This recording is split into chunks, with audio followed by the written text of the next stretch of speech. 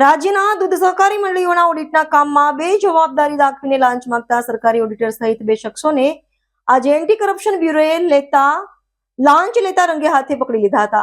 રાજ્યના દૂધ સહકારી મંડળીઓના ઓડિટના કામમાં બેજવાબદારી દાખવીને લાંચ માંગતા સરકારી ઓડિટર સહિત 2 શખ્સોને આજે એન્ટી કરપ્શન બ્યુરોએ લાંચ લેતા રંગે હાથ ઝડપી પાડ્યા.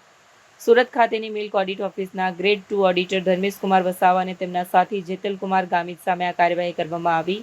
એસીબીના સૂત્રો પાસેથી મળતી માહિતી અનુસાર એક સ્થાનિક દૂધ મંડળીના સંચાલકે જણાવ્યું હતું કે ઓડિટર ધર્મેશ કુમાર વસાવા દ્વારા તેમની મંડળીનું 9/2024-25નું ઓડિટ કરી આપવામાં આવ્યું. ઓડિટ રિપોર્ટ ક્લીન આપવાના બદલામાં આરોપી વસાવાએ 15,000 રૂપિયા લાંચની માંગણી કરી. ફરિયાદી લાંચ ન આપવા હોવાથી પીડિત સંચાલકે એસીબીનો સંપર્ક કર્યો. વ્યારા નજીક ઊંચામાળ ગામે આવેલી ઇન્ડિયન પેટ્રોલ પંપ સામે જાહેર રોડ પર આ ઘટના સર્જાઈ. આ દરમિયાન આરોપી નંબર 1 ધર્મેશ કુમાર વસાવાએ ફરિયાદી સાથે વાત કરી અને પોતાની સાથે આરોપી નંબર 2 જેતલ કુમાર ગામિતને લાંચની રકમ આપવા જણાવ્યું. જેતલ કુમાર ગામિતે ફરિયાદી પાસેથી રૂપિયા 15,000ની લાંચ સ્વીકારી લેતા એસીબીની ટીમે બંને શખ્સોને દબોચી લીધા.